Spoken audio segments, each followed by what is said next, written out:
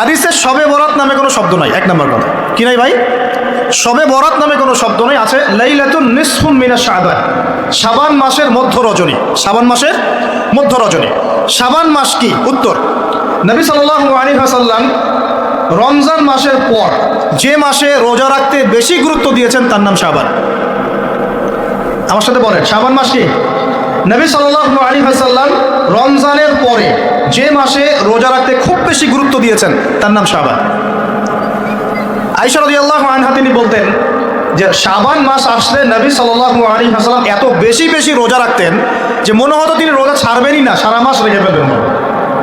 বেশি থেকে বেশি রোজা রাখতেন শাবান মাসে। প্রশ্ন হচ্ছে কেন?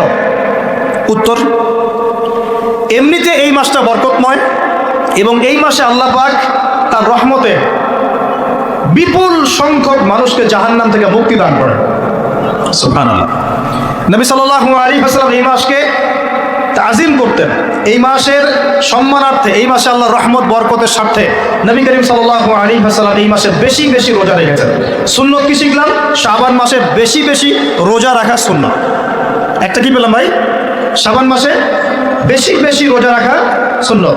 আপনি যদি মুকিম হন, শরীর সুস্থ থাকে, মুসাফির না, আপনার সুস্থতা আছে, সব ঠিক আছে, আপনি চেষ্টা করবেন এই মাসে বেশি বেশি রোজা রাখার জন্য।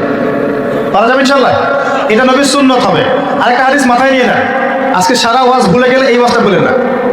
কি হাদিস? নবীজি বলছেন, তোমাদের সামনে, হে আমার সাহাবীরা, তোমাদের সামনে এমন একটা যুগ আসছে, ওই যুগে আমার সুন্নতকে ধরে রাখাটা হাতের মধ্যে আগুন ধরে রাখার মতো হবে। আমি অনেকদিন এই লেকচারে এই হাদিসটা বলেছি। তোমাদের সামনে এমন একটা কঠিন যুগ আসছে, জামানা সবরিন, সবরের যুগ, কঠিন যুগ।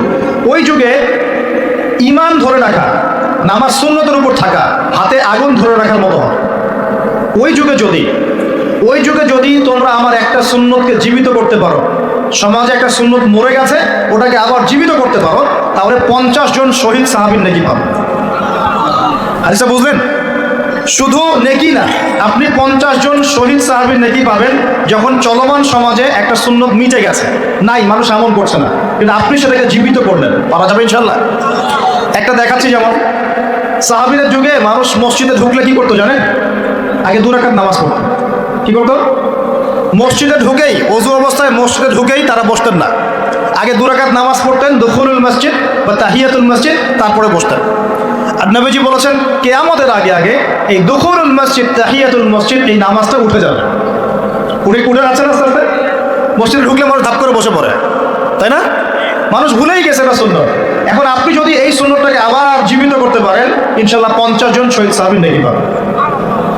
সমাজে এখন দাড়ি শেভ করা ফ্যাশন হয়ে গেছে, বুঝছে না? অনেকে শেভ না করলে চাকরি দেয় না। শেভ না করলে কি হয় না? চাকরি পাওয়া যায় না। স্কুলে তো না, কলেজে গিয়ে পড়তে গেলে ক্লাস করতে দেয় না। দাঁড়িয়ে আসে, যাও সব করে আসো, তাই বলে। এখন সমাজ চলছে উল্টা। এখন যদি আপনি নবীর সুন্নতকে আবার জীবিত করতে পারেন, 50 জন শহীদ সাহাবীর নেকি পাবেন।